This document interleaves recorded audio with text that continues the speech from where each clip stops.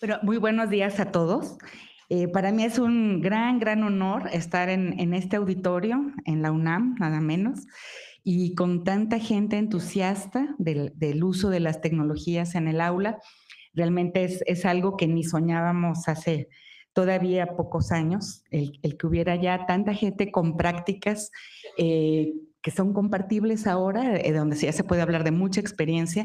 Y yo creo que en la UNAM, bueno, es una entidad privilegiada en ese sentido, por todo el avance que han conseguido, y para mí realmente es un gusto el poder dialogar con un auditorio como el de ustedes. Bueno, ustedes vieron esta dirección, ojalá algunos logren entrar y responder brevemente lo que es este ejercicio, que lo vamos a usar como parte de la propia plática. Entonces, si gustan, pasamos a la siguiente. Bueno, yo les voy a hablar algo que tiene que ver con un concepto que, como decía Marina, bueno, vamos añadiendo y añadiendo elementos y conceptos diferentes o terminología distinta. Hemos escuchado hablar de competencias clave, competencias del siglo XXI. En este caso, nosotros hemos puesto el acento en competencia cibercultural. Vamos a tratar de hablar un poco sobre eso y lo que tiene que ver con el papel del docente en el desarrollo de este tipo de competencias. Tiene mucho que ver con el performance que acabamos de ver, por lo que agradezco mucho esta entrada, porque sin duda es parte de lo que venimos planteando, diferenciar lo que sería el uso didáctico de la tecnología, que lo estamos logrando con creces, de lo que sería un uso cibercultural también, que está asociado a ese uso didáctico, pero que también lleva hacia otro tipo de principios, otro tipo de finalidades.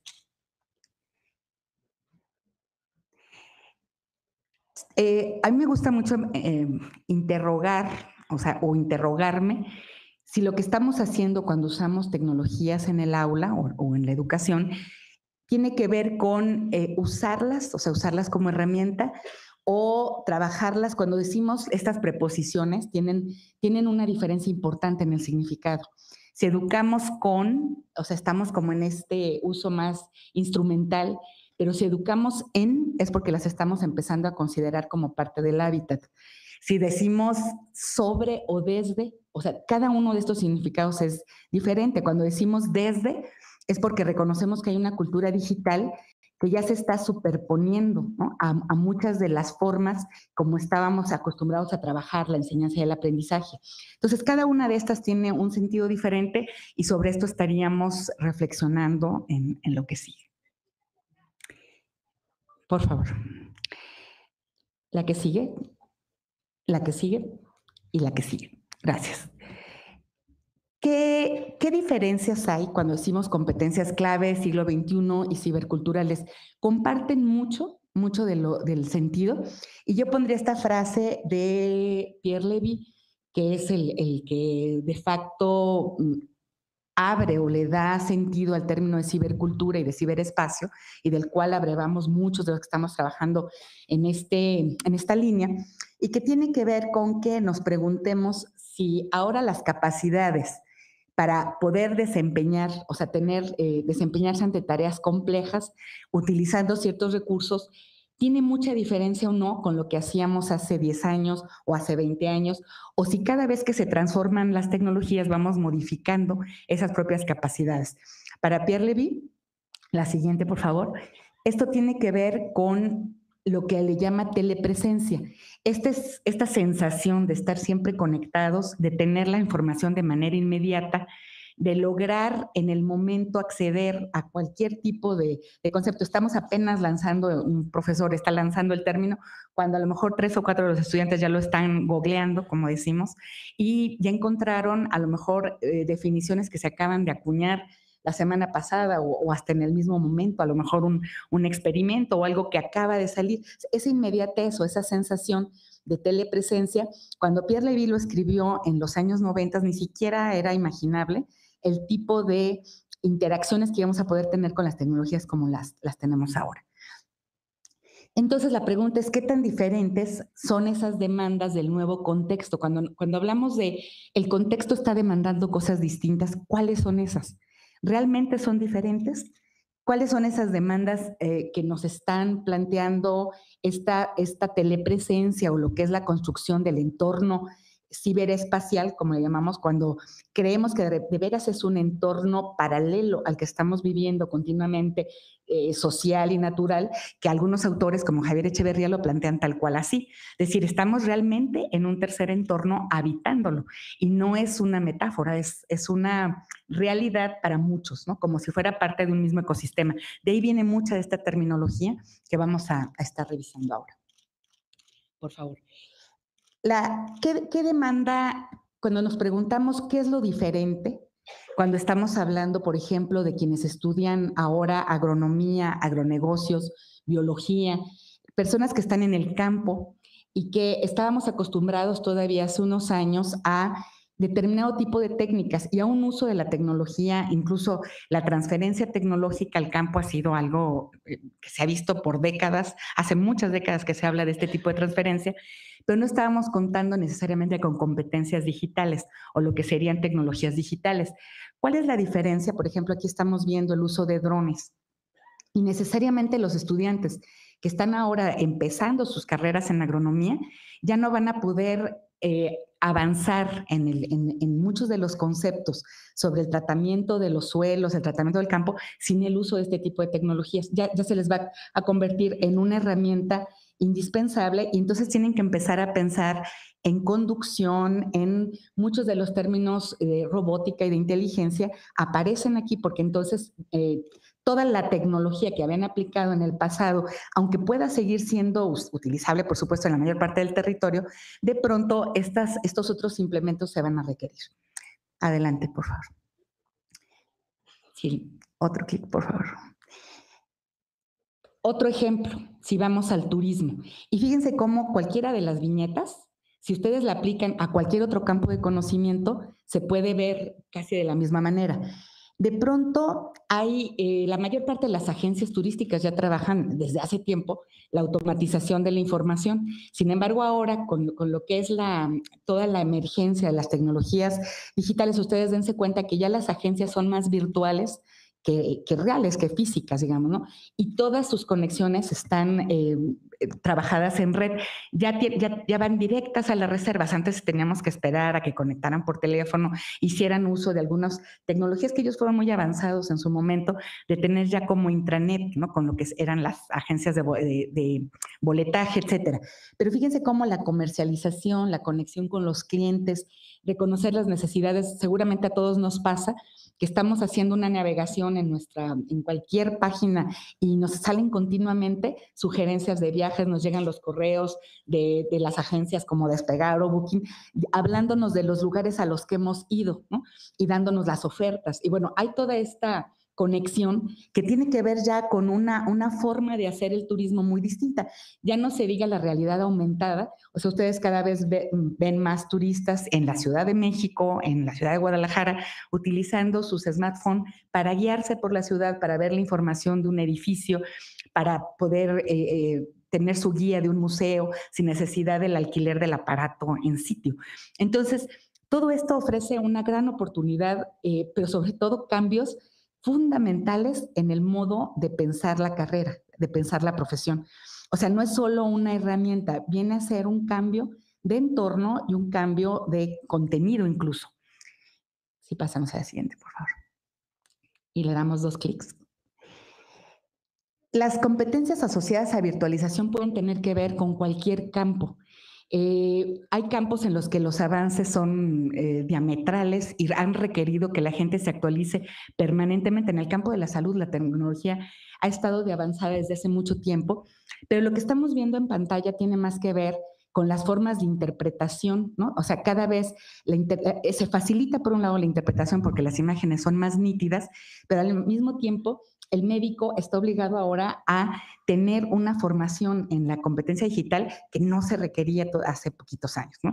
Lo mismo si estamos viendo en el aspecto artístico, la gestión de los museos, por ejemplo, o cuando hablamos de arte digital, o sea, era impensable el tipo de cosas que se podían hacer y la forma como podíamos virtualizar el mundo. Por ejemplo, si aquí vemos el Museo Dalí, no es lo mismo, aunque las imágenes de Dalí vistas en la dimensión que conocemos, o sea, estar parados frente a los cuadros y disfrutar así la obra, el modo de entrada a un museo virtual y poder vivirlo como un entorno que nos rodea, tiene otras sensaciones y va a requerir de otras competencias a la gente que los está disponiendo para el público. Por favor. Vamos entonces a considerar que al menos hay dos diferencias y viene muy bien en el performance esta forma pues de contrastar lo que serían tecnologías para aprender y tecnologías que estaríamos llamando, o como más bien, el uso, las tecnologías son las mismas, pero si yo las uso para aprender o las uso ciberculturalmente, es que es un poco lo que vamos a tratar de ver, ¿hay diferencia? ¿Hay algún tipo de diferencia? En la gestión del conocimiento personal, los estudiantes son cada vez más aptos y también los profesores o sea, sabemos hacer búsquedas, sabemos colocar la información, comunicarnos, cada vez tenemos más aptitud para poder hacer lo que le llamamos gestión del conocimiento personal. Si le hablan a un estudiante de dónde busca o cómo hace sus trabajos, no tiene ningún problema normalmente para poder reconocer los sitios e incluso ya para valorar la calidad de los sitios, aun cuando todavía muchos, lo primero que hagamos sea la búsqueda en Google, Wikipedia, lo cual no está nada mal, porque es un avance, es un principio, pero ya decir buscadores especializados, etcétera, a lo mejor no es la costumbre, pero la gente sabría cómo hacerlo si se le exigiera también incluso el que fuera así, ¿no? Entonces, ¿eso qué diferencia tiene? Con lo que llamaríamos ahora capacidades o competencias que tienen que ver más con esta evolución de las tecnologías. Si ahí tenemos así muy abreviadamente como la historia de lo que es ahora la tecnología que tenemos disponible, cómo empieza en los 50 con el sentido del cómputo y fíjense cómo en esta evolución, si nos vamos hasta lo que tiene que ver ya con la interconexión semántica o de las redes semánticas, la pregunta sería, y en eso las competencias del usuario, no estamos hablando de la gente que lo desarrolla, que evidentemente ha tenido una evolución constante en el modo de entender la programación y la construcción, la arquitectura de los sistemas. No hablo de esas competencias que son muy especializadas, sino la de los usuarios, nosotros, los que estamos en educación o los que estamos en cualquier profesión, qué competencias estamos modificando, cómo han venido cambiando. Aquí está la misma gráfica. Tal vez un usuario común en los 50 lo que tenía que saber hacer era capturar, ¿no? Y después navegar y después interactuar y, ojo ahí, producir contenido. La verdad es que para nosotros, para muchos aquí en la sala que son muy jóvenes, pues casi el uso que han hecho de la tecnología ha sido ese, fue natural. Decir, bueno, no se trata de entrar a Facebook y estar haciendo solamente clic para ver todo lo que los demás ponen. De pronto me siento obligado de vez en cuando a decir algo, a postear, como decimos en el lenguaje coloquial, algún tipo de contenido. O sea, empezamos a reconocer que también podemos producirlo. Y eso para quienes vivimos o venimos de atrás es un cambio radical. O sea, de pronto dejar de navegar, solamente navegar, entrar a esos sitios donde la información estaba producida. El cambio a ser yo un posible productor y poder poner y poder generar un sitio, generar un portal. ¿Qué está pasando? Simplemente ayer que venía yo del aeropuerto hacia el hotel y pasé junto a Televisa, mi sensación fue cómo se está derrumbando, o sea, si lo viera yo metafóricamente, cómo esa construcción, antes era un lugar por el que uno pasaba y hasta quería uno asomarse a ver qué veía, ¿no? Yo me acuerdo así como yo viví en la Ciudad de México toda mi vida hasta que me fui a Guadalajara ya siendo profesionista. Pasar por Televisa era pasar casi al Palacio de Gobierno o algo así. Y ahorita uno siente que ese lugar ya no tiene el mismo poder ni la misma fuerza. ¿Por qué? Porque la producción de contenidos pasó a otras manos, porque ya cualquiera puede hacer, o casi cualquiera puede hacer producción digital. Hay videobloggers de todas las edades y de pronto los jóvenes y sobre todo los niños ni siquiera prenden la televisión. O sea, es impresionante, ¿no? Entonces, esos cambios nos están llevando a un punto en el que ya lo que interesa ahora, o sea, cuando estamos hablando de redes semánticas, estamos más en el punto en el que la competencia central va a ser interpretar y procesar tanta información, pero también significar. Esto querría decir, cuando yo produzco una foto de mí, cuando yo pongo una foto en el Face, me pongo yo, estoy produciendo un significado y la conciencia del significado que produzco es parte de una competencia que no todos tenemos, ¿no?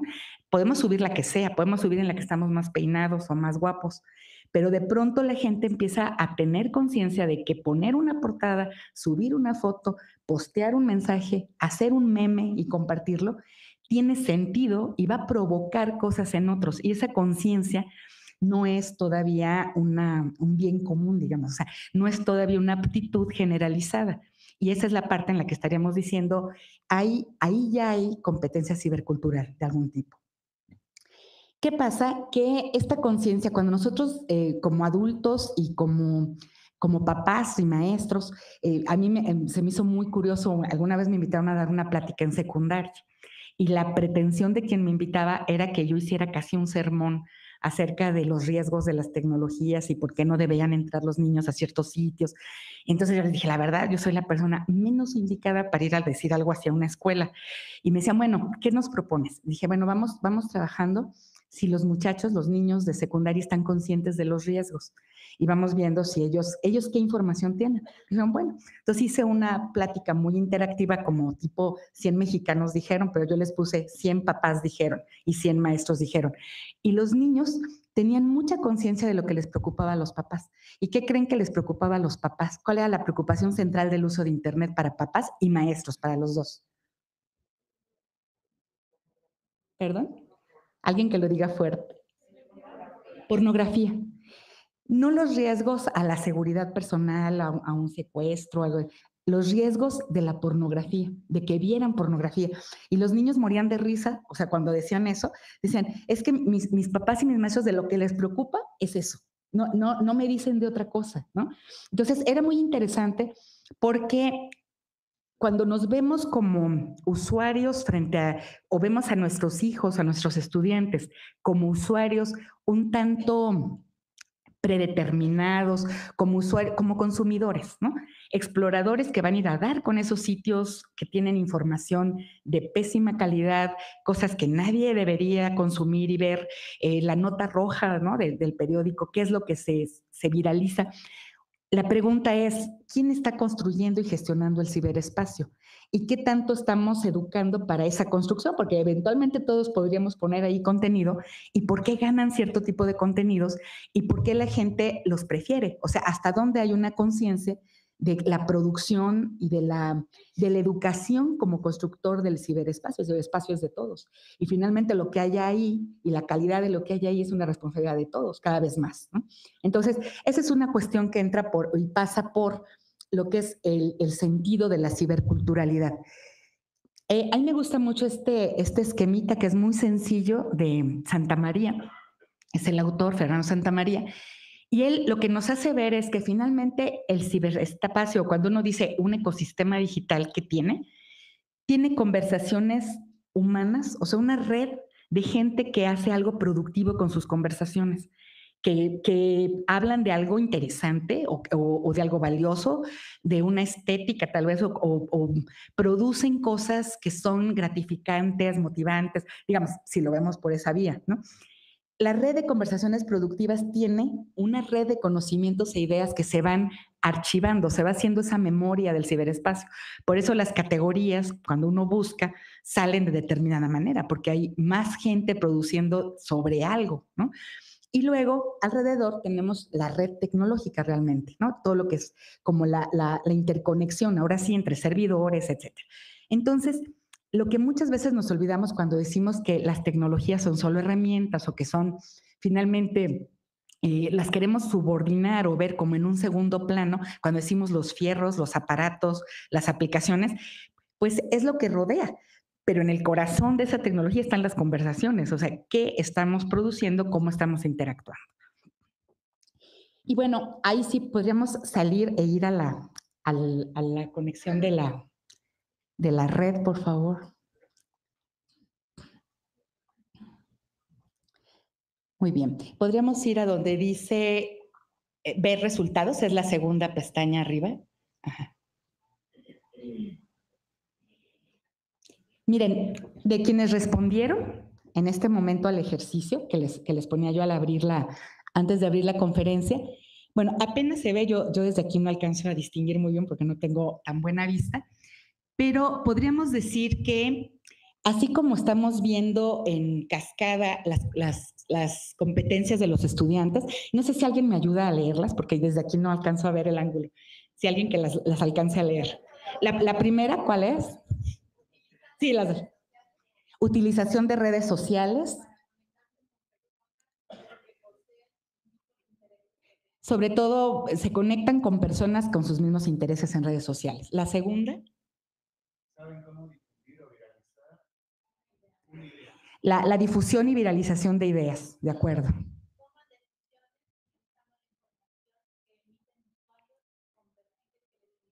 O sea, eso de tomar decisiones ya sobre otros, lo que otros comparten, es muy interesante. A veces no tenemos conciencia de que muchos jóvenes, o sea, es impresionante, cuando uno convive con una persona más joven, vamos a decir que vamos en el auto, estoy llegando a una población que no conozco, hace unos días iba a dar un taller en una preparatoria en Jalisco y voy con una persona 10 años más joven que yo, no mucho más.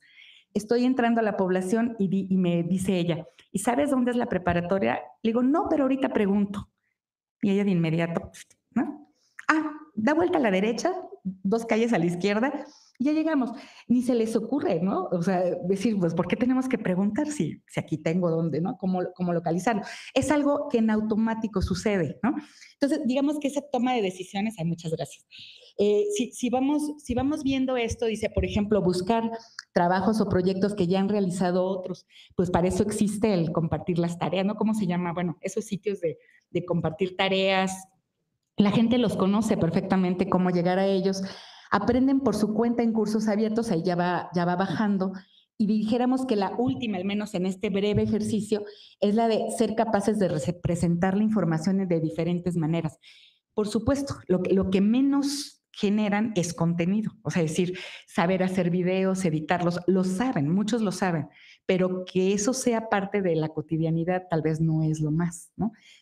Bueno, este es un ejercicio aquí, en este lugar, con las personas que están ahorita, los que participaron, pero lo que es muy interesante es identificar hasta dónde todas estas son ya competencias ciberculturales, ¿no? de algún tipo. Vamos a revisar de una en una y les agradecería mucho si me marcan el tiempo, por supuesto, cuando ya me quede, eh, digamos, entre 5 minutos sería bueno para que no me pase. Y regresamos a la presentación. Muchas gracias. Vamos a hablar de 4 competencias ciberculturales. ¿Y dónde está el concepto de ciberculturalidad? Viene de ciber, ¿no? De cibernética, que tendría que ver más con conducción. O sea, finalmente el ciber en latín es conducir, cultura, implicaría algún tipo de acción social. O sea, cuando decimos impactar en el entorno, conduciéndolo de manera intencionada, y nosotros estamos agregando como parte de lo que se está trabajando, pensando desde las ideas de Pierre Levy hasta algunos autores más contemporáneos en México, como Jesús Galindo, toda la escuela, que son más gente que está en comunicación, o sea, más del área de la comunicación, ven y 4 competencias ciberculturales básicas: la gestión de información, la gestión del conocimiento, la comunicación y la inteligencia. Entonces vamos viendo cada una. Nosotros diríamos que se convierte o la vemos como una competencia cibercultural en la medida en que hay intención, función de las tecnologías, o sea, un uso tecnológico a propósito de lo que se está persiguiendo, y por ende se da un modelado de la persona, particularmente en sus actitudes y sus habilidades, ¿sí? Por ejemplo, si vemos la intención, en este cuadro o los cuadros comparativos, lo que estoy tratando de mostrar es que en la intención académica, por ejemplo, en la gestión de la información, los muchachos cuando utilizan tecnología pueden hacerlo para manejar referencias, o sea, buscar la referencia, hacer la cita, la plasman en su trabajo, pueden incluso evaluar calidad de las fuentes, pueden llegar a saber eso, cuáles son fuentes válidas y no válidas, pueden reconocer o armar estados del arte utilizando los exploradores y pueden hacer análisis y síntesis informativas. Digamos que esas son como competencias académicas. ¿Cuándo se vuelve o cuándo la capacidad es de tipo cibercultural? Cuando están buscando la información deliberadamente para resolver problemas, cuando fundamentan soluciones, cuando encuentran patrones repetitivos en los autores que reconocen y pueden ser capaces de decir qué enfoques vieron, o sea, tratar de organizar esa información y sistematizarla. Eso, aunque parece casi lo mismo, en realidad hace grandes diferencias, porque cuando hemos hecho investigación empírica en relación a cómo usan la tecnología jóvenes universitarios, es muy común que respondan que usan exploradores, usan navegadores y usan ciertos sitios para buscar información porque los profesores solicitan tareas. Eso es muy común. O sea, reaccionan a la tarea, pero no se ven como quien indaga o formula el problema por el cual están investigando. Eso es una diferencia importante. Entonces, bueno, el modelado, perdón, discúlpenme, me salté el de abajo. En términos de herramientas, ¿cuál es la diferencia? En herramientas que trabajamos con los estudiantes o que nosotros mismos trabajamos. No es lo mismo hacer uso del explorador, buscar la fuente, utilizarla, incluso archivar la referencia en nuestro Word, ya la tengo ahí para el futuro, tengo el dato de la referencia, a usar administradores de referencias como Zotero, por ejemplo, ¿no? El hecho de que compartan estudiantes el mismo espacio para tener acceso a referencias que van a poder usar en el futuro y que se van acumulando. Esa ya es un concepto distinto de gestión de información. Lo mismo, usar repositorios compartidos, usar el Dropbox de manera común. ¿Cuántos estudiantes que hacen trabajo en equipo ya lo hacen cotidianamente? Seguramente muchos, pero a otros ni se les ha ocurrido, ¿no? Decir, vamos generando un espacio en donde vamos a estar acumulando las tareas, los procesos, vamos a escribir juntos. O sea, ya es otro paso más en la conciencia de lo que pueden hacer. Trabajar con buscadores especializados, a utilizar también repositorios, o la consulta experta directa como estudiantes que se saben meter a espacios de investigación o a las revistas especializadas y que se atreven a mandar correos a los expertos para que les resuelvan dudas. Eso ya es una competencia de otro nivel que no todo mundo está explorando cuando está gestionando información para sus trabajos. ¿Qué se modela ahí? Las personas que se acostumbran a buscar la información para resolver problemas auténticos, o sea, el hecho de que se problematicen realmente y entonces la búsqueda de la información es para eso. Aquí la típica discusión que tenemos casi en cualquier espacio a donde llegamos a trabajar con el desarrollo de competencias ciberculturales es que les tengo que dar una introducción a los estudiantes sobre el tema y luego ya que vayan y hagan la aplicación. Entonces nosotros les decimos, ¿y por qué no lanzas el problema y ves que investigan sin que tú les tengas que exponer nada al principio? ¿Qué pasaría? Y la gente es reticente, o sea, los profesores somos reticentes. Hacemos la exposición, tratamos de asegurar un mínimo de información adecuada, ¿no? Y ese es el asunto de si están buscando ellos de manera auténtica porque tienen curiosidad por resolver o si es porque el profesor les dijo qué buscar. Hasta la pregunta les hacemos y les decimos qué buscar, qué concepto. Ya les estamos dando el qué ir a buscar y hasta dónde irlo a buscar, ¿no? Organizar y representar la información a través de mapas, por ejemplo, sería parte de habilidades que los estudiantes están empezando a desarrollar, pero que si no utilizamos esas herramientas, pues difícilmente, ¿no? Van a lograr integrar fuentes validadas colaborativamente, como lo que marcaba yo con el Zotero, el hecho de compartir las referencias. Antes había yo todavía recuerdo, ¿no? Cuando yo estudié en la universidad hace muchos años, el hecho de que uno hiciera sus trabajos y casi venía uno, bueno, además de que no había manera de guardar nada, ¿no? Era tal cual escribir en la máquina y copiar y pegar de veras, ¿no? Con tijeritas y resistol y llevarlo. Y claro que cómo lo comparto, ni las referencias. Y si alguien se asomaba a ver, ¿y tú qué encontraste casi? ¿No? Todos era como, escondamos el trabajo. Y ahora es mucho más esta cosa de compartir. Compartir me enriquece porque voy a tener las del otro. Y entonces esa forma ya es otra forma distinta de trabajar la gestión informativa. Les quería poner este ejemplo muy reciente. Estuvimos en Campus Party en Guadalajara y nuestros estudiantes tuvieron un stand de la UDG virtual y dos estudiantes que están haciendo su servicio social con nosotros, uno de tecnologías e información y un estudiante de administración, Los encerramos, o sea, casi es literal, en el laboratorio Imagina, que lo tenemos ahí para producir recursos digitales y otras cosas en el Instituto de Investigación. Y les dijimos, inspirados en un Strand-Best, no sé si alguna vez los han visto, pero son como monstruos que caminan en la playa movidos por el aire, donde todo el chiste es la construcción, porque es una mecánica perfecta, ¿no? Bilateral, ¿no? O sea, es decir, todo está de tal manera construido que el aire al mover mueve estas perfectas piezas que están simétricamente diseñadas. Esto lograron, o sea, este fue nuestro instrumento. Pero ¿qué pasó? Cuando lo empezaron a hacer, ¿para qué lo hacíamos? Era para atraer en el stand a la gente y ver algo de robótica, porque ese se iba a mover con un motorcito programado. Los muchachos, imagínense, de tecnologías de información y de administración, o sea, un par. Se metieron ahí y yo le decía al profesor que se le ocurrió la idea, le dice, oye, ¿y eso tú lo sabes hacer? No, claro que no. Le digo, ¿y entonces? Allá, ellos lo van a hacer, ¿no? Y se estuvieron 4 o 5 días metidos y cada vez que nos asomábamos, videos de YouTube, ¿no? Esquemas, páginas, no sé cómo hicieron, pero al final terminaron con esto y se movía, ¿no?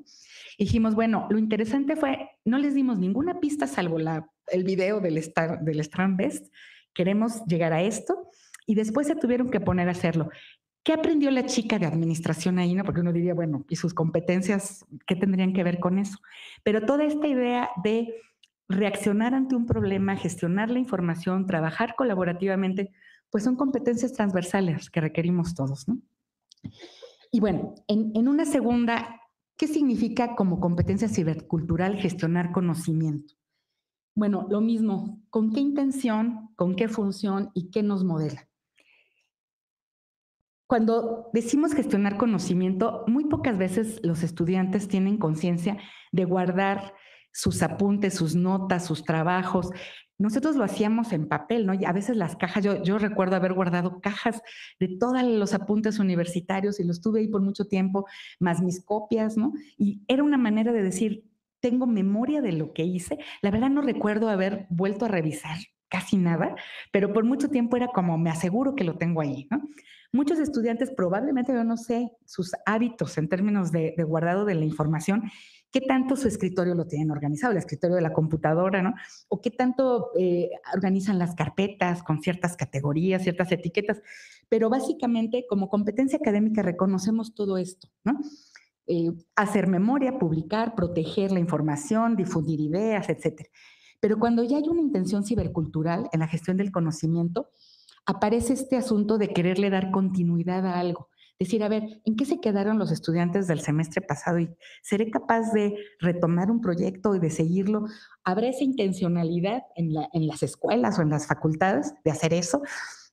Ampliar, extender o profundizar algo que ya hizo otro, atraer una comunidad de interés sobre algo que parece un tema muy aislado, que solo a mí me importa, pero de pronto empezar a generar como cohesión frente a algo que podría ser interesante, retroalimentar, o sea, también podría ser buscar la retroalimentación, decir, bueno, yo lo pongo para que de una vez me llueva, ¿no? E incluso cuántos autores ya lo hacen antes de publicar, ¿no? Por ejemplo.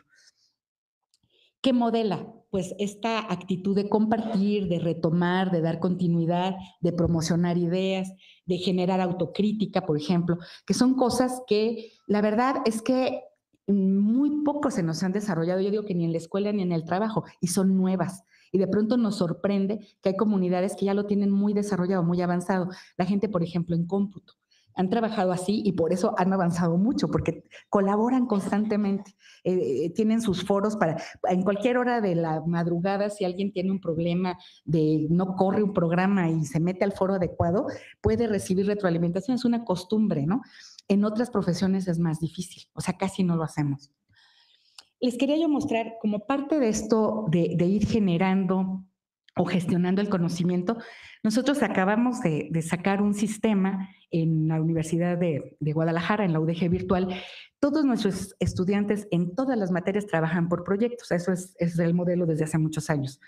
Nos dimos cuenta a 10 años de que el sistema ha operado, más de 10 años ya, que nunca habíamos gestionado el conocimiento de nuestros estudiantes. Y miren que lo digo con vergüenza, pero el instituto a mi cargo se llama Instituto de Gestión del Conocimiento. del aprendizaje en ambientes virtuales. Y decíamos, bueno, ¿y por qué nunca hemos gestionado ese conocimiento? Y bueno, generamos un sistema muy sencillo en el que los estudiantes van a poder registrar sus proyectos, compartir los proyectos, buscar otros proyectos, ¿no? Y hacer también difusión de ideas, un poco también pensando en los mercados laborales. Si un estudiante de UDG Virtual ha realizado al menos 4 proyectos en su trayecto universitario, a alguien le podrán interesar esas cosas que hizo, porque además son en contextos reales, ¿no? Y esto también para los académicos es muy valioso porque nos damos cuenta de cómo va, ¿no? La profesión, las tendencias de nuestros estudiantes respecto a problemas, etcétera. No sé si conocen, ¿quién ubica a John Moravec? Es un futurólogo de la educación que tiene un blog que es el ejemplo que quería dar. Conocen, por ejemplo, a García Aretio, tiene su blog, ¿no? Lorenzo García Aretio. Hay muchos autores que tienen blogs en los lanzan ideas y luego recuperan de colegas, expertos o de público en general, de sus estudiantes, comercial. En el Encuentro Internacional de Educación a Distancia tendremos a John Moravec con nosotros en noviembre. Para todos los que gusten presentar sus trabajos allá, sería un lujo para nosotros contar con gente de la UNAM que está desarrollando, trabajando con tecnologías en el aula. Y él, por ejemplo, hace uso de este tipo de estrategias. Hay otro autor muy conocido en educación que es Miguel Zapata, que también en Facebook va subiendo una novela que está escribiendo y recibe retroalimentación para que la gente diga como por dónde quieren que vayan los personajes o se resuelvan ciertas escenas, ¿no? Y él va generando así la novela como de manera interactiva, ¿no? Esas serían ideas de cómo gestionar conocimiento implica una ganancia de conocimiento para el que lo está gestionando. Y bueno, en redes, por ejemplo, usar Scoopit, que esto es también una técnica ya muy utilizada por muchos autores. Lo que hacen es ir seleccionando información de primera línea dentro del tema que manejan y lo lanzan en redes sociales. Y la gente nos volvemos seguidoras de esas personas por la información que ellos gestionan. No son ni siquiera cosas que ellos produzcan, pero están todo el tiempo gestionando el conocimiento que otros producen, ¿no? Y bueno, llegamos a la competencia cibercultural de comunicación y lo mismo, si identificamos las 3 cosas, cuando trabajan en equipo, y eso lo hemos fomentado en la escuela desde hace mucho tiempo, al menos intentado fomentar. Yo sigo creyendo que es como de las deudas grandes que tenemos, porque sabemos cómo se trabaja en equipo. Ahora en WhatsApp se distribuye, ¿no? Tú haces esto, tú haces esto, tú haces esto, luego lo pegamos. Eso es trabajo en equipo, ¿no? Sin embargo, bueno, supondríamos que cuando se hacen estos círculos de estudio, gente que va a trabajar en común, intentamos que la gente trabaje en equipo, comparta ideas, debatan, discutan. Ojalá los resultados de un trabajo en equipo fuera realmente el producto de la discusión de la gente y a lo que llegaron. La verdad es que no siempre será así. Probablemente haya carreras donde se logra más, ¿no? Resolver un problema, hacer un proyecto en común, etcétera. La idea es que cuando lo trabajamos desde una perspectiva cibercultural, la cuestión es generar red, o sea, llegar a generar una red, una comunidad interesada. Hay un montón de ejemplos. A mí me gusta mucho uno de una comunidad que se llama Tu Diabetes, por ejemplo, que es una comunidad educativa, o sea, que se volvió educativa, no es que haya nacido como educativa, en donde pacientes con diabetes empezaron a hacer una comunidad para compartir ideas, sentimientos, tratamientos, sugerencias, ¿no? Y se fue haciendo grande. Ahorita tiene más de 30,000 usuarios empezó en México, ¿no? Como red, y es una red muy amplia. Ese tipo de cosas son las que rebasan ya a la escuela, en el sentido de puede haber alguien que la inició en la escuela como un proyecto escolar, pero de repente la red se convierte en algo que se estabiliza y sigue operando independientemente de dónde haya sido su origen. Las funciones, ustedes también las conocen, ya se mencionaban incluso hace rato en la presentación, en el video que vimos de Hábitat Puma, cómo se utilizan las redes sociales, los blogs, las comunidades de interés como esta que menciono, son ya, fíjense cómo lo que estoy tratando de marcar es, a veces la TIC la uso como herramienta, bueno, la tecnología, la aplicación, una funcionalidad, la utilizo como una herramienta, pero cuando lo veo como entorno, se vuelve un espacio estable, que está ahí, que existe, al que recurro y que habito, ¿no? Incluso por eso me encanta lo de Hábitat Puma, o sea, el concepto es muy rico, ¿no? Porque es eso, nos da esa idea de estar ahí y hay una gran cantidad de cosas que se pueden hacer en ese espacio. Esa es la idea cuando lo vemos como entorno. Y bueno, ¿qué se modela cuando trabajamos la comunicación? No solo toda esta cuestión como de la interacción con otros, la posibilidad de generar consensos, de argumentar ideas, no solo esa parte, sino lo que tiene más que ver con representar y virtualizar esas capacidades de convertir las cosas a otro formato. Esos ejercicios con los estudiantes son muy, muy interesantes porque nos hablan de procesos muy complejos de abstracción cuando tienen que pasar de algo que entendieron en un documento a volverlo una imagen, viceversa también. Y son todas capacidades que están dentro de lo que es la esfera de la competencia de la comunicación. Entonces, bueno, eso, trabajar con medios, digo, ustedes lo saben y vamos a ver en las mesas un montón de ejemplos sobre eso, que es muy interesante. Por ejemplo, Pinterest, ¿no? Si lo vemos como un entorno solo fotográfico, pero todo lo que pueden decir las imágenes es muy interesante.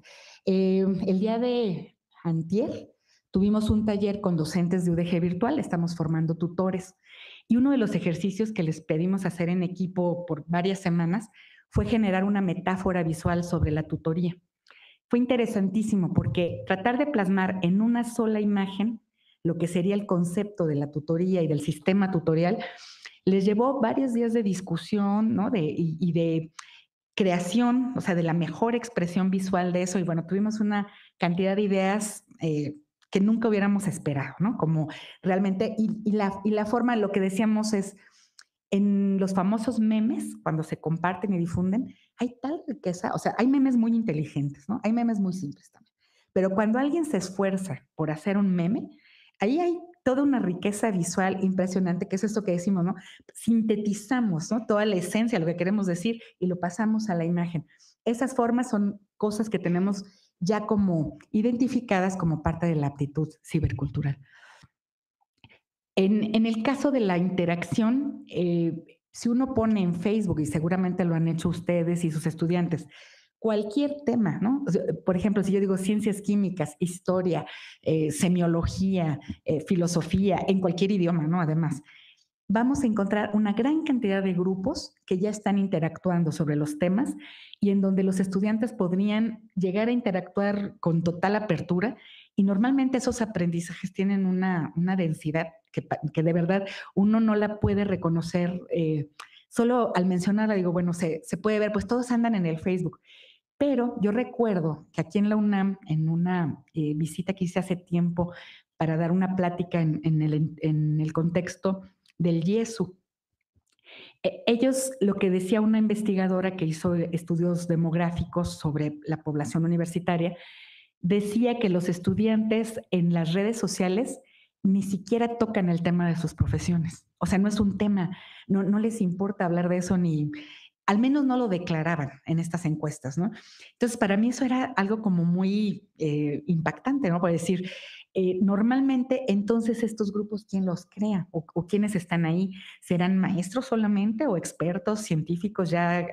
Hay de todo, hay muchos estudiantes con comunidades de este tipo, pero la cosa es que no acaban de ser totalmente declaradas, ¿no? O a veces no se les ocurre a un estudiante generar un grupo y abrirlo para ver qué pasa, quién se vincula, ¿no?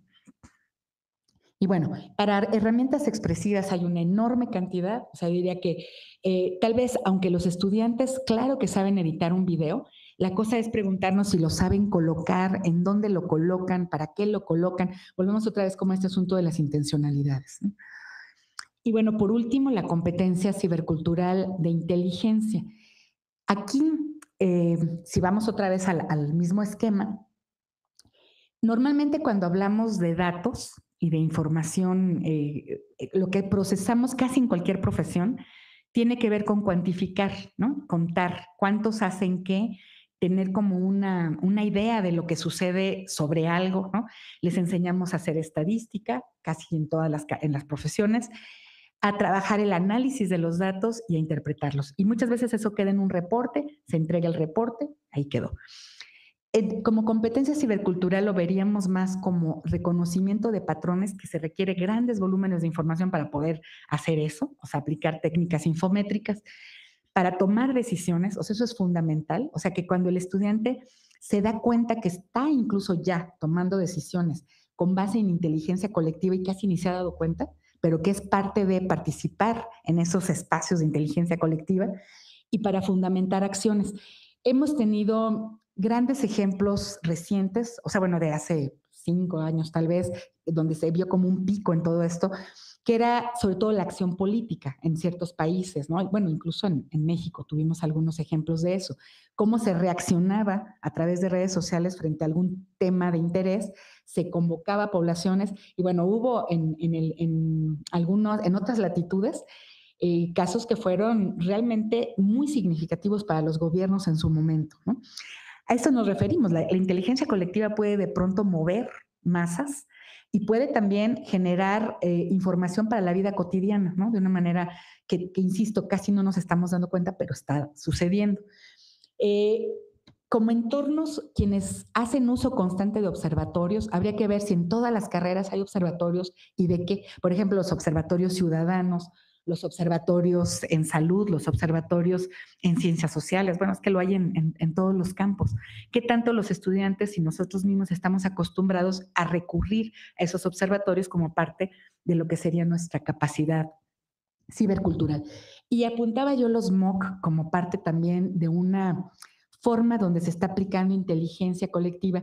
Hemos discutido en muchos foros que tal vez la riqueza máxima de un MOOC tiene que ver con que cuando alguien participa en él y se da cuenta de la diversidad, ¿no?, que hay ahí, puede encontrar información para sí mismo, o sea, para lo que a uno le interese, si nos vemos como los que captamos la información. Hasta ahorita, más bien las organizaciones son las que captan la información. Voy a decir, Coursera, como una de las organizaciones más fuertes que están desarrollando MOOCs. O, por ejemplo, aquí tenemos a alguien que admiro mucho, que es Lupita Vadillo, que hizo el MOOC sobre creatividad y no me dejará mentir, seguramente ella como autora obtiene un gran beneficio como investigadora de ver todo lo que ahí sucedió, porque sabe procesar el dato, porque se interesa por el dato. Pero el usuario común y corriente entra, hace lo que tiene que hacer y probablemente no se meta a ver qué pasó con todos los datos, qué hay ahí de riqueza. Eso tendría que ver con lo que le llamamos inteligencia colectiva en la medida en que uno es consciente de que así como somos eh, entre comillas, víctimas, ¿no? Nos extraen la información todo el tiempo, por donde nos estemos comportando en términos digitales. En los espacios que nos movemos, nos extraen la información, pero nosotros también podemos extraerla. Entonces, esa forma de trabajar es la que llamaríamos como, tiene que ver con una función inteligente. ¿Qué, se, ¿Qué es lo que se modela cuando se hace uso de este tipo de espacios? Pues el saber que podemos recopilar información, pero para decidir. O sea, no solo es una cuestión, incluso si lo vemos escolarmente, ¿qué estudiante recopila la información para tomar decisiones acerca de algo? La verdad es que es mínimo, ¿no? Recopilan información para demostrar que la recopilaron, o sea, y que hay una cantidad de X de referencias, pero es muy raro que alguien diga, en función de todo esto me di cuenta de y decidí tal cosa, ¿no? O sea, es raro. Colectivizar la información que es significativa socialmente, pulsar las tendencias en cualquier campo, generar opinión pública cuando eso interesa y posicionar un enfoque, por ejemplo, ¿no? Sobre algo, lo que sea. Y si los estudiantes pusieran a prueba ese poder que tienen de incitar a través de ideas productivas, de enganchar y de luego ver qué pasa, se darían cuenta que es bastante fácil, ¿no? Pero no lo estamos haciendo como pues una actividad, ¿no?, cotidiana. Ahí hay unos ejemplos, ¿no? Cada vez más, sobre todo la gente más joven, suele hospedarse a través, por ejemplo, de Airbnb, que finalmente es una red de recomendaciones, ¿no? Claro, hay una empresa detrás que utiliza esto, pero nos damos cuenta, igual TripAdvisor, ¿no? Si uno dice, ve la calcomanía en el restaurante y dice, no, aquí sí puedo entrar, ¿no? Si está uno en cualquier otro sitio. ¿Por qué? Porque sabemos que ha sido bien calificado. ¿Y por quién ha sido calificado? Por otra gente igual que yo, ¿no? Y le tengo confianza a la gente igual que yo. Mucha gente empieza a confiar en eso, el Wise, ¿no? ¿Quién le mete información al Wise? Pues los mismos usuarios, ¿no? En Guadalajara hay una red que se llama Tráfico Zona Metropolitana de Guadalajara, que es muy, muy utilizada para tomar decisiones de por dónde me voy, ¿no? O qué sucedió. Por ejemplo, yo paso, veo un accidente, me impacta, quiero saber más, me meto y ya está posteada a los minutos de que sucedió. Ya son más efectivos que cualquier noticiero y es gente, ¿no? Como yo o como cualquier otro que se dedica a informar a los demás de cosas que creen que son de interés social, ¿no? Las redes, por ejemplo, de protección animal, ¿no? Es impresionante. No, no sé si aquí en el auditorio hay alguien, levante la mano quienes tienen contacto con redes de protección animal. ¿Alguien? O muchos. Bueno, se darán cuenta que cuando se extravía un perro, lo primero que hace uno es meterse a ver las redes y es muy probable que durante un día la foto aparezca del perro, de quién lo retomó. Claro, la gente tiene que saberlo, que es importante colocar la información en el sitio adecuado para que suceda algo, reacciones, ¿no? De la gente. Entonces, bueno, básicamente es eso. ¿Cuáles son entonces las competencias del docente en todo esto? ¿Cuál es su mediación? Ustedes se darán cuenta, la verdad es que a veces, así como lo decían en el performance, puede ser apabullante, o sea, decir, es que no solo tengo que usarlas, ¿no? Sino tratar de considerar cómo las están usando. Tal vez la pregunta clave aquí es el cómo, con qué intención, para qué lo hacen, cómo lo hacen. Preocuparnos, ahora la brecha digital ya no se mide por acceso. Como decían, el 99% de los estudiantes en la UNAM acceden a teléfonos inteligentes. Aquí en el auditorio hace un rato lo vimos, o sea, mucha gente pudo acceder y utilizar y hacer el ejercicio. Ese ya no es el problema. Antes la brecha digital era el acceso. Después se consideró otro indicador que es el uso, o sea, el decir, la gente utiliza las tecnologías cotidianamente para diferentes cosas. Ahora se habla más ya del dominio, o sea, dominio supone intención, o sea, uso las tecnologías, pero las uso intencionalmente para generar más información, para procesar conocimiento, para compartirlo, etcétera. Entonces, la mediación tiene que ver, por ejemplo, sí, sí, por favor, la siguiente, con principios que por ahí se ha discutido mucho si hay una nueva teoría de aprendizaje, más que entrar a si es teoría o no, el conectivismo, que puede ser un tema muy interesante. Los principios conectivistas que promulgan personas como Stefan Downes, que son de los que han propagado, ¿no?, esta idea del conectivismo, tienen que ver con que en la medida en que los sujetos tienen más autonomía y contactan con la diversidad, y se les abre, digamos, cuando uno les plantea problemas, los deja lo suficientemente abiertos como para que se muevan, busquen, interactúen, se va dando el aprendizaje de una manera más fluida. Estos son principios que aplican, nosotros lo hemos discutido y lo estamos tratando de indagar empíricamente y tenemos muchas sorpresas, ¿no? Porque no sucede en todas las poblaciones. Eso es parte de demostrarnos que muchos de nuestros estudiantes universitarios tienen todavía un déficit en la autonomía, un déficit en la capacidad de conectar. No se han planteado estas cosas, aunque ya estén usando la tecnología y pueden ser muy diestros, pero la competencia cibercultural es algo más profundo, ¿no? Entonces, ¿hasta dónde le podemos llamar o podemos reconocer que casi de todo lo que hable tiene que ver con competencias que le llamaríamos como para convertirse en nodos? ¿Qué tanto nos vemos así? Habrá personas que son muy obviamente nodos. Hay gente en el grupo, luego se distinguen los estudiantes que intentan organizar a los otros, que les comparten la información, que ya se contactaron con un experto, que les gusta organizar el evento, ¿no?, la práctica, el proyecto. Y bueno, es gente que lo trae. ¿Qué pasó con ellos? ¿Por qué se formaron así? ¿Qué los fue empujando? Y todos podrían llegar a hacer eso o tendría que haber distintas funciones. Tal vez no aspiramos a que todos tengan las mismas competencias o en la misma magnitud, pero sí la idea de trabajar en red tendría que ser cada vez más como algo inherente a quien usa tecnología, al menos quien la usa de manera ya sencilla y cotidiana, ¿no? Y Stefan Downes también nos dice que la habilidad de ver conexiones es más importante que incluso la información que se pueda tener sobre algo. O sea, es decir, si yo soy capaz de conectar una idea de una disciplina con otra de otra disciplina, o de conectar mi idea con la de otro y decir aquí hay algo en común, eso es más importante que cualquier cosa que se memorice, ¿no?, como procedimiento, como concepto. Eso es algo que tal vez eh, lo hemos vivido siempre, no es que sea algo que se atribuye a la tecnología, pero con la tecnología se facilita, no se potencia, como decía el doctor Cervantes, ¿no? Y bueno, yo quedo a la orden, no sé si el tiempo es suficiente para entrar en diálogo, pero les agradezco muchísimo su atención y bueno, más que nada es una provocación, ¿verdad?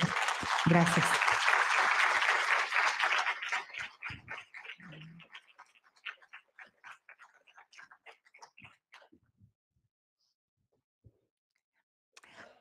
¿Hay tiempo de comentarios o preguntas? Sí. Bueno, si alguien quiere decir algo, me encantaría escuchar.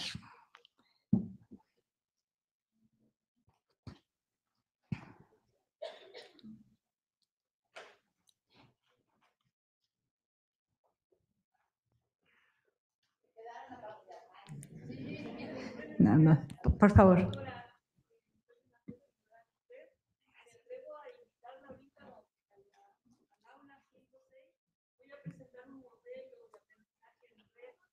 Muy bien.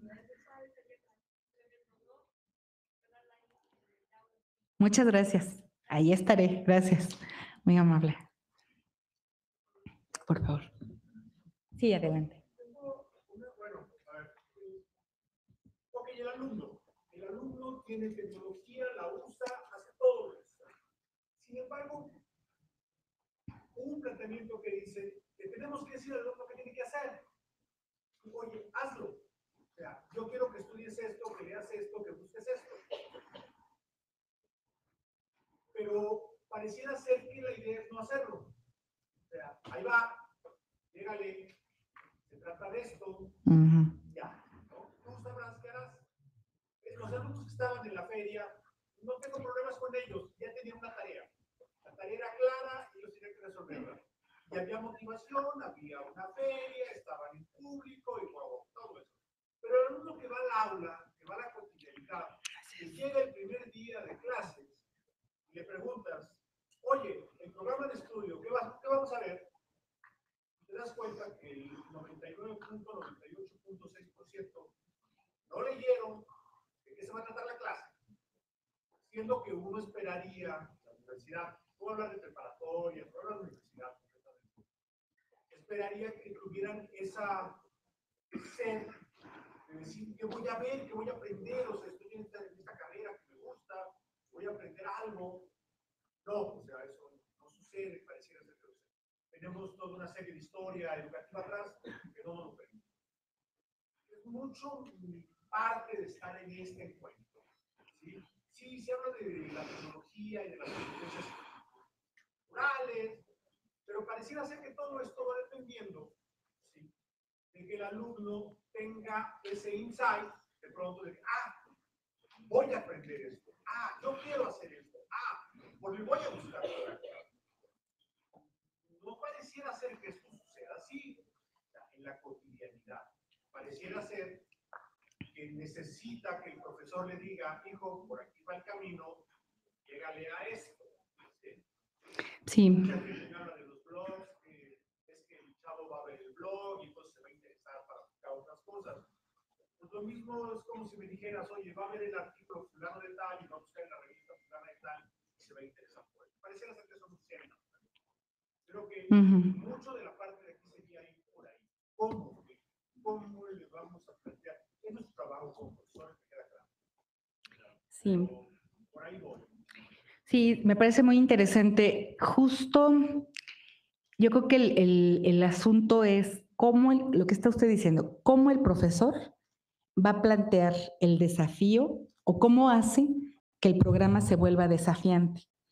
Porque el principio aquí es que cuando vemos temas, el estudiante, si bien nos va a ir a explorar los temas, va a consultar lo que le digamos que consulte y van a seguir dependiendo de que uno les diga qué consultar. Si uno plantea el reto o el sentido de un proyecto, lo que se vuelve la mediación es saber plantear el reto, un reto desafiante. De modo que luego el estudiante tenga que buscar la información, ir a los artículos, haber leído, pero no para saber qué se va a ver en la clase, sino para resolver el problema que fue planteado por el profesor, pero como problema. Ese es un asunto complicado, porque no es tan fácil cuando nosotros estamos planteando retos, o sea, saber plantear retos que sean lo suficientemente provocativos y que el estudiante se enganche y discuta, no sucede siempre ni sucede de la misma manera. Eso es algo que uno va probando, ¿no? Les comento, por ejemplo, nosotros tenemos ahorita, estamos probando espacios abiertos, o sea, lo que llamamos espacios abiertos, lanzando desafíos a personas para que hagan cosas. Personas de muy diferente perfil. Les hablaba yo del curso de tutores. Les lanzamos el desafío. Son tutores que tienen al menos unos 5 años, el que menos, de experiencia en educación virtual. De inmediato se organizaron, hablamos de autoorganización. Nosotros lanzamos el reto, dejamos los foros y dejamos que la gente se ponga de acuerdo y produzca sus cosas. No hay ni una instrucción más allá de la tarea o desafío. Y todo lo demás, sí les ponemos algunas lecturas si quieren hacerlas, nada es obligado.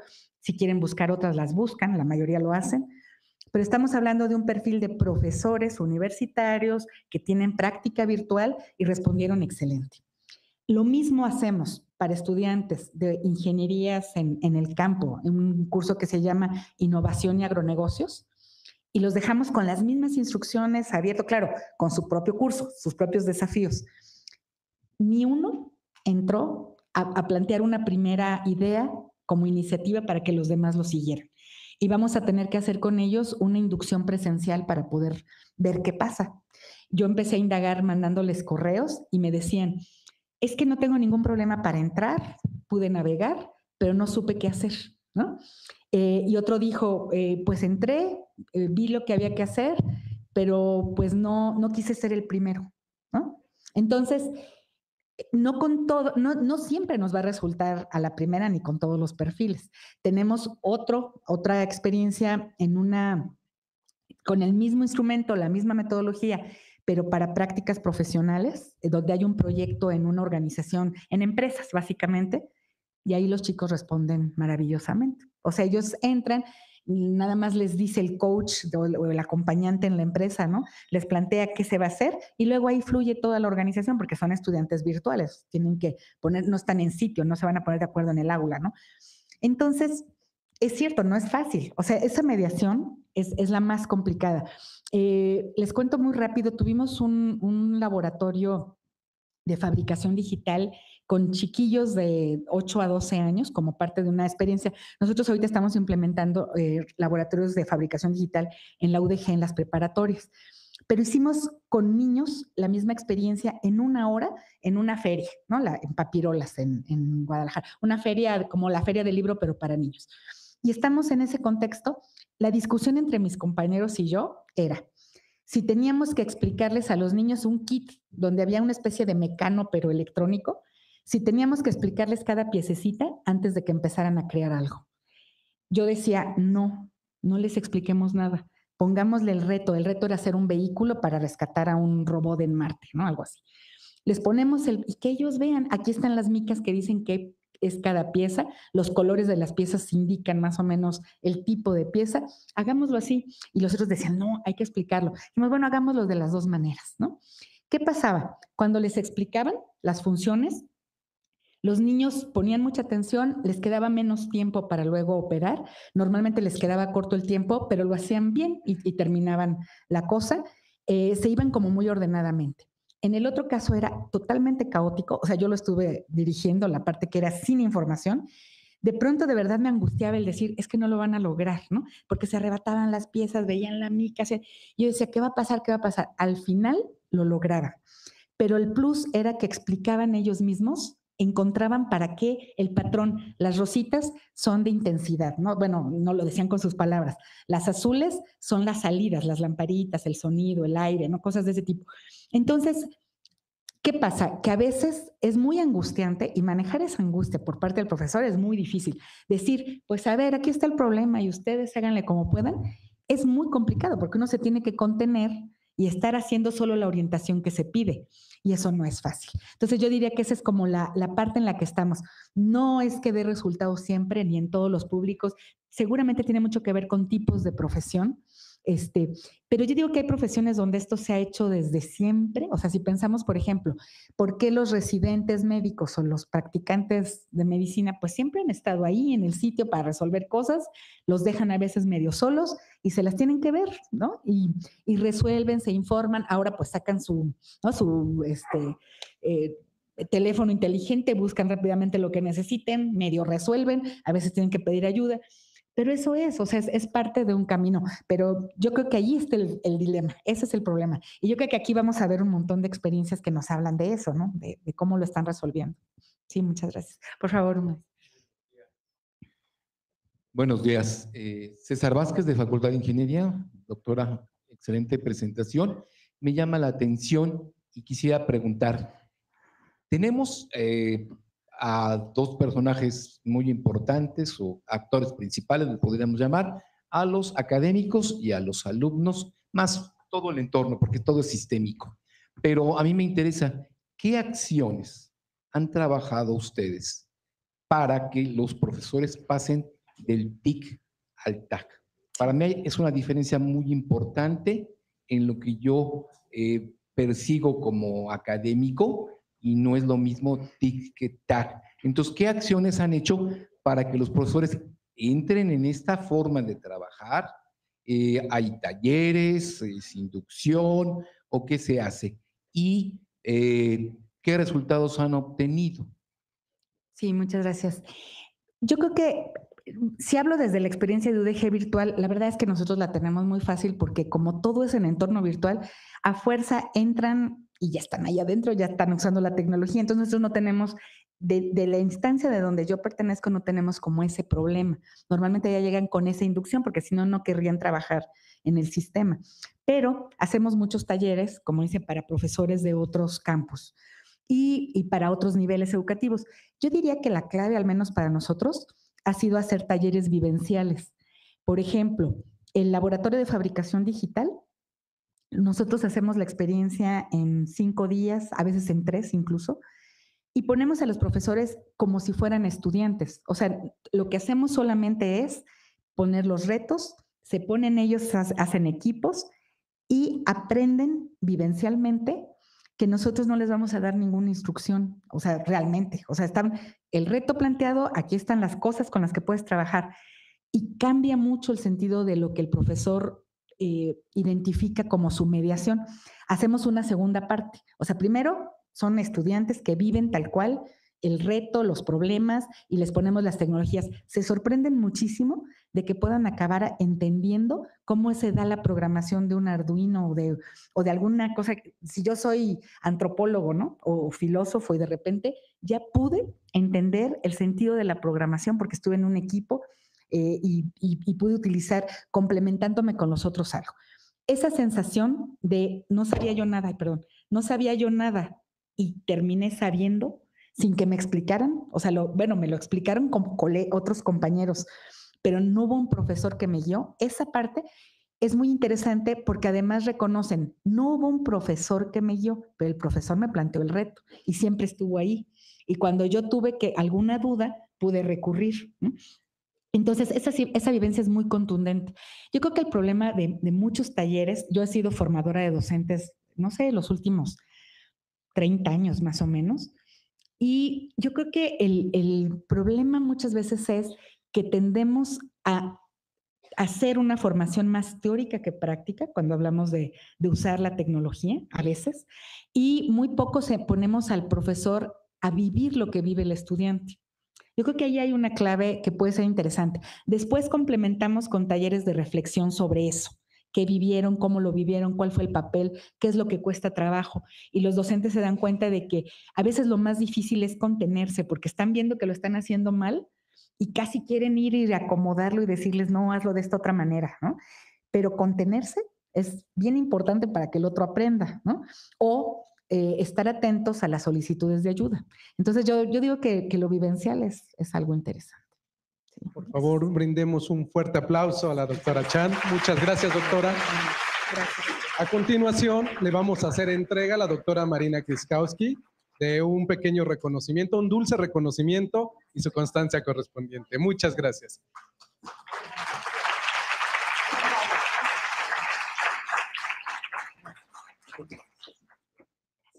Agradecemos a todos ustedes su atención.